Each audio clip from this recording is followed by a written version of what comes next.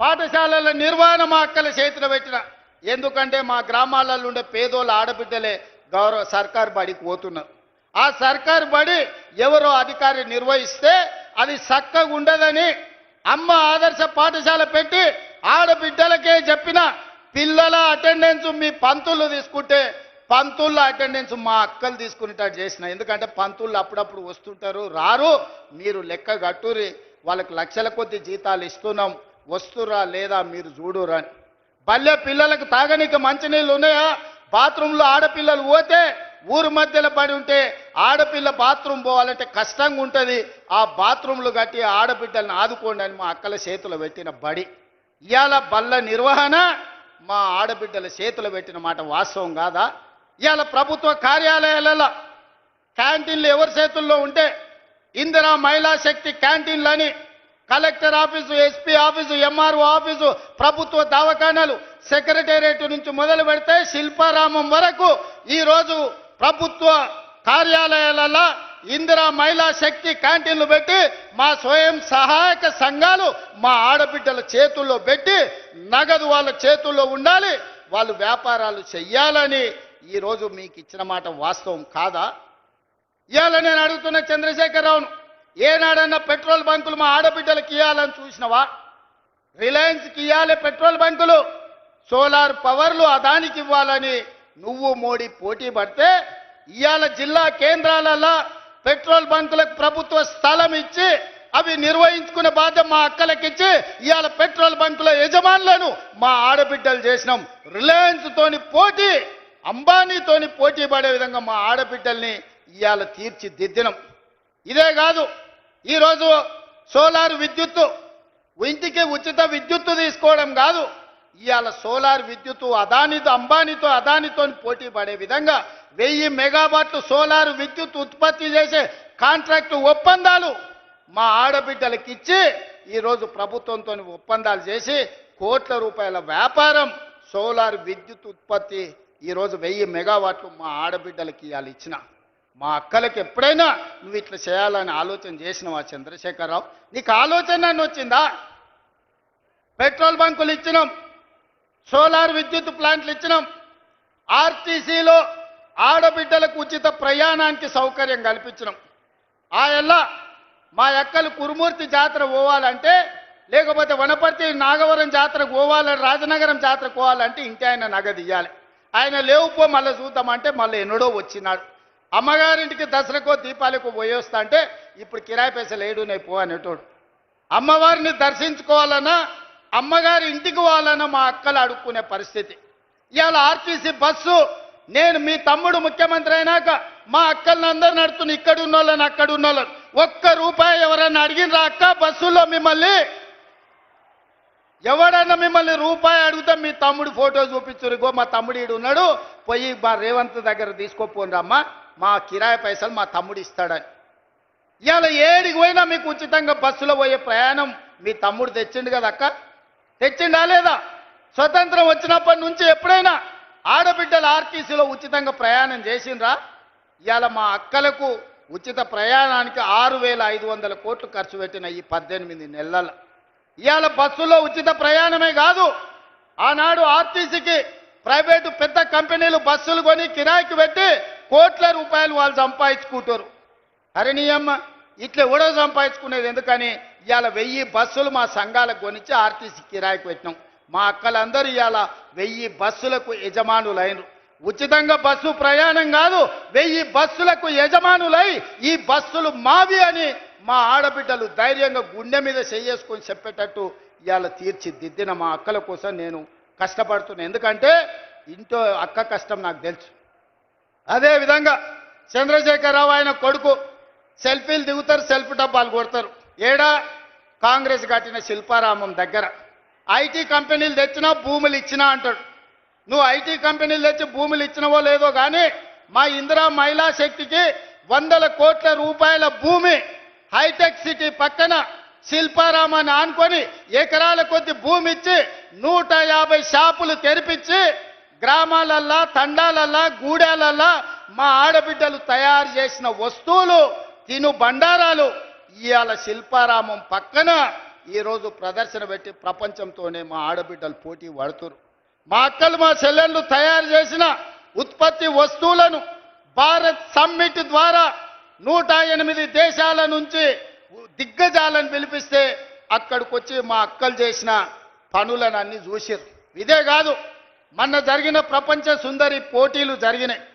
ప్రపంచంలోనే సుందర పోటీలు హైదరాబాద్లో జరిగితే 118 దేశాల నుంచి వచ్చిన వాళ్ళు అక్కడ స్టాల్స్, ఇందిరా మహిళా శక్తి స్టాల్స్ మా అక్కలు నిర్వహిస్తుంటే అక్కడికి వచ్చి 3 గంటలు ఉండి మా అక్కలు వ్యాపారం ఎట్లా చేస్తుర్రు, మా అక్కలు వస్తువులు ఎట్లా ఉత్పత్తి చేస్తుర్రు ప్రపంచ దేశాల నుంచి వచ్చి చూసి మా అక్కల నుంచి నేర్చుకొని పోయినరు. ఎన్నడన్నా చంద్రశేఖర్ రావు నువ్వు ఆలోచన చేసినావా? నీ బిడ్డకు బంజారాహిల్స్లో బంగ్లా కట్టాలనుకున్నావు, నీ కొడుకు జన్వాడలో ఫామ్ హౌస్ కట్టియాలనుకున్నావు, కానీ మా ఆడబిడ్డలకు హైటెక్ సిటీ పక్కన వ్యాపారం చేసుకోవడానికి నువ్వు ఏదైనా ఒక గుంట భూమి అయినా, ఒక గజం భూమి అయినా ఇవ్వాలనుకున్నావా? 3.5 ఎకరాలు నేను 100 కోట్ల రూపాయల భూమి మా అక్కలకిచ్చి 150 షాపులు కట్టి వాళ్ళు ఉత్పత్తి చేసే వస్తువులను అక్కడ ప్రపంచ దేశాలకు ఎగుమతి చేసే విధంగా ఇవాళ మా అక్కలను తీర్చిదిద్దే ప్రయత్నం చేస్తున్నా. అందుకే నేను చెప్పిన నా జీవిత లక్ష్యం 2035 నాటికి దేశంలో మన తెలంగాణ $1 ట్రిలియన్ ఎకానమీ చెయ్యాలంటే మా 1 కోటి మంది ఆడబిడ్డలు కోటీశ్వర్లు కావాలని ఒక లక్ష్యంగా పనిచేస్తున్నా. ఇవాళ 67 లక్షల మందిని కాదు, 1 కోటి మంది ఆడబిడ్డల్ని సంఘాలలో చేరండి, 1 కోటి మంది ఆడబిడ్డల్ని 10 ఏళ్ల కోటీశ్వరులను చేసి మీరు కోటీశ్వరులమని గర్వంగా చెప్పుకోవడానికి ఇవాళ ప్రణాళికలు వేసి ప్రజాపాలనలో ఇందిరమ్మ రాజ్యంలో ఇవాళ మా అక్కలను కోటీశ్వరులను చేయాలని నేను చూస్తున్నా. ఎన్నడన్నా ఈ ఆడబిడ్డల చేతుల 10 రూపాయలు ఉండాలని నువ్వు ఆలోచన చేసినావా చంద్రశేఖర్ రావు? ఎప్పుడన్నా నువ్వు మానవత్వంతో ఒక్క ఆలోచన చేసినావా? ఇవాళ మేము ఆలోచన చేసినాం, మా ఆడబిడ్డల్ని గుర్తించినాం, వాళ్ళకి గౌరవం ఇచ్చినాం, వాళ్ళకి బస్సు ఇచ్చినాం, విద్యుత్ ఇచ్చినాం, పెట్రోల్ బంక్ ఇచ్చినాం, హైటెక్ సిటీ పక్కన భూములు ఇచ్చినాం, వ్యాపారాలు ఇచ్చినాం, బట్టలు కుట్టేది ఇచ్చినాం, బడి మీద పెత్తనం ఇచ్చినాం. 18 నెలల్లో ఈ దేశంలో ఎవరైనా ఆడబిడ్డల కోసం ఇన్ని మంచి పనులు ఎవరైనా చేసిన వాళ్ళు ఉంటే ఎవరో ఏ రాష్ట్రమో పోటీ పెట్టండి. తెలంగాణ రాష్ట్రం నుంచి మా సీతక్కను, మా కొండా సురేఖను, మా సోదరిమణులను పంపిస్తా, వాళ్ళతో చర్చ చేయండి. ఇవాళ అక్కలను అందరినీ కూడా ఈరోజు చైతన్యవంతులను చేసి వాళ్ళ పిల్లల్ని చదివించుకునేటట్టు చేసి ఇవాళ మనం ఒక దిశగా వెళ్తుంటే చంద్రశేఖరరావు కుటుంబానికి దుఃఖం వచ్చింది, ఆరోగ్యం పాడైంది, దవాఖానలో పోయి షరీక్ అవుతారు. నేనేం చేస్తానే? నీ కడుపు నుండే విషం పెట్టుకుంటే నేనేం చేస్తా? డాక్టర్లు కోసి తీసి విషం తీసి బయట వేస్తారు, అంతేనా? కడుపులో విషం ఉంటే డాక్టర్ ఏం చేస్తాడు? దవాఖానకు పోతే కోసి విషం తీసి బయట వేస్తాడు. కడుపులో కంతి అయితే ఏం చేస్తారు అక్క? దవాఖానకు పోతే మనకు తెలుసు కదా ఊర్లలో, కడుపులో గడ్డ అయింది అనుకో, ఆ గడ్డ కోసి తీసి బయట వేస్తారు. మీ కడుపులో విషం నింపుకుంటే ఏం చేస్తారు? దవాఖానకు పోతే కోసి బయట వేస్తారు. ఇవాళ కడుపు నిండా విషం పెట్టుకొని మా ఆడబిడ్డల అభ్యున్నతి మీద ఇవాళ దుఃఖం గురించి మాట్లాడుతారు.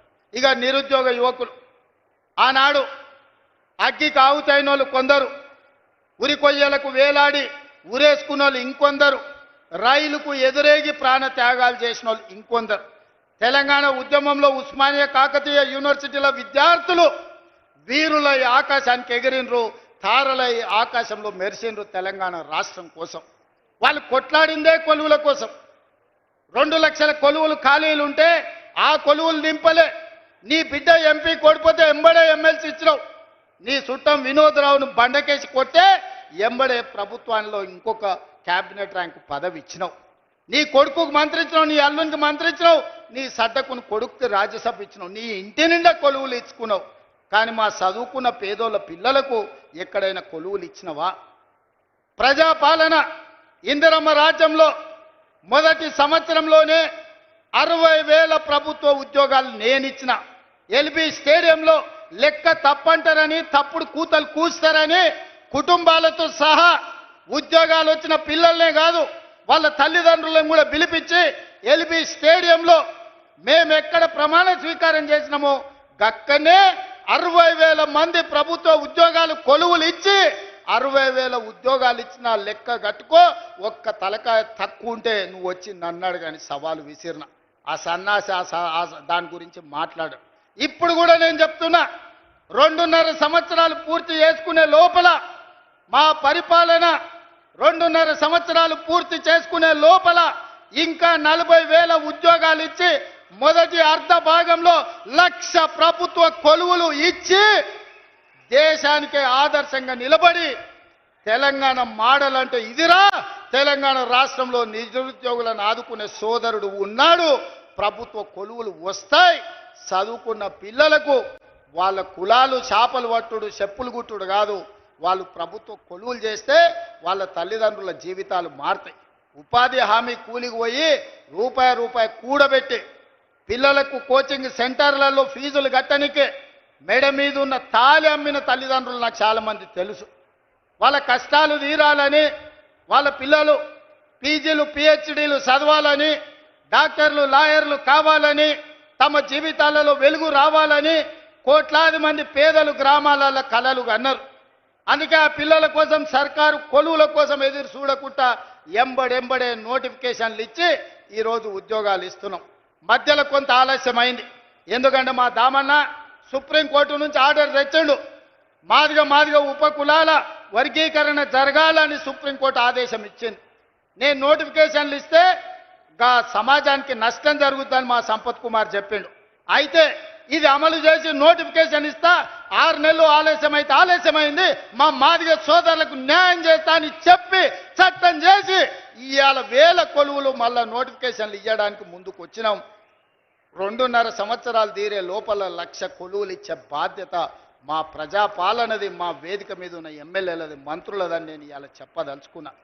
ఇవాళ అదే కాదు, ఇవాళ ఈ చట్రోలు గ్రామానికి వచ్చినా అంటే యంగ్ ఇండియా ఇంటిగ్రేటెడ్ స్కూల్ అక్క స్కూల్లో బడికి సున్నమేనికే 2 లక్షలు ఇచ్చినోడు లేడు. కానీ ఈ కొల్లాపురి అడవి ప్రాంతంలో ఉన్న మా సోదరులు చదువుకోవాలి, ఈ దేశానికే తలమానికంగా మారాలని 200 కోట్ల రూపాయలతోని 25 ఎకరాలలో ఇవాళ యంగ్ ఇండియా ఇంటిగ్రేటెడ్ స్కూల్ ఈడ ప్రారంభించుకున్నాం. ఈ సభ జరిగిన ప్రాంగణంలోనే రేపు పాఠశాల కట్టబోతున్నాం. సంవత్సరంన్నర తిరిగే లోపల ఈడ అద్భుతమైన హైటెక్ సిటీ పక్కన ఐటీ కంపెనీల కంటే గొప్పగా young India integrated residential school కట్టి మళ్ళా ఇక్కడికి వస్తా, ఆ పిల్లల్ని కలుస్తా, ఆ పిల్లలకి చెబుతా, మీ కొల్లాపూర్ కోసం మీ ఎమ్మెల్యే గారు మీ మంత్రి గారు నన్ను అడిగి కొట్లాడి జట్రోల్కి యంగ్ ఇండియా రెసిడెన్షియల్ స్కూల్ తీసుకొచ్చిండు. వాటిని కట్టండి, ఇందులో చదువుకోండి, మీ సోదరుడిగా నేనున్నా మీ అభివృద్ధి పదాన నడిపించడానికని. ఇదే కాదు, ఈ 18 నెలల్లో ఇతర దేశాలు పర్యటనలు చేసి ఇతర రాష్ట్రాలు ఇతర దేశాల నుంచి 3 లక్షల కోట్ల రూపాయల పెట్టుబడులు తెచ్చి 1,00,000 పైగా ప్రైవేటు ఉద్యోగాలు ఈరోజు మన రాష్ట్రంలో ఇచ్చినాం. యంగ్ ఇండియా స్కిల్ యూనివర్సిటీ కావచ్చు, యంగ్ ఇండియా స్పోర్ట్స్ యూనివర్సిటీ కావచ్చు, young India integrated residential schools కావచ్చు. ఈరోజు రెసిడెన్షియల్ స్కూళ్లలో కాస్మెటిక్ ఛార్జెస్ 200% పెంచినాం. ఈరోజు భోజనాలకు 40% పెంచినాం. పేదోళ్ళ పిల్లలకు మంచి భోజనం పెట్టాలి, మంచి చదువు చెప్పించాలనేదే మా తాపత్రయం. అందుకోసం నీకు దుఃఖం వచ్చిందా చంద్రశేఖరరావు అని నేను అడుగుతున్నా. పేదోళ్ళ పిల్లలు చదువుకోబట్టి, పేదోళ్ళ పిల్లలకు ఉద్యోగాలు రాబట్టే, ఆడబిడ్డలు బయటికి రాబట్టే, మా అక్కల చేతుల నగదు ఉండబట్టే మా అక్కలు బస్సులకు యజమానులైంది, మా అక్కలు విద్యుత్ సంస్థలకు యజమానులైంది, మా అక్కలు పెట్రోల్ బంకులకు యజమానులైంది. ఇవాళ అందరూ బాగుపడుతుంటే ఇంకా మమ్మల్ని అడిగేటోడు ఎవడని ఆయన దుఃఖపడుతున్నాడు. అందుకే నీ దుఃఖం 10 ఏళ్ల వరకు అట్లనే ఉంటుంది. అది పెరిగి పెద్దదై భూతమై నిన్ను కబలిస్తే తప్ప నీకు విముక్తి లేదు.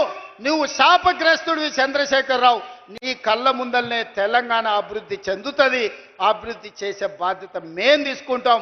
ఇవాళ ఈ వేదిక మీద నుంచి చెప్తున్నా, 94 నుంచి 10 ఏళ్ళు తెలుగుదేశం అధికారంలో ఉన్నది.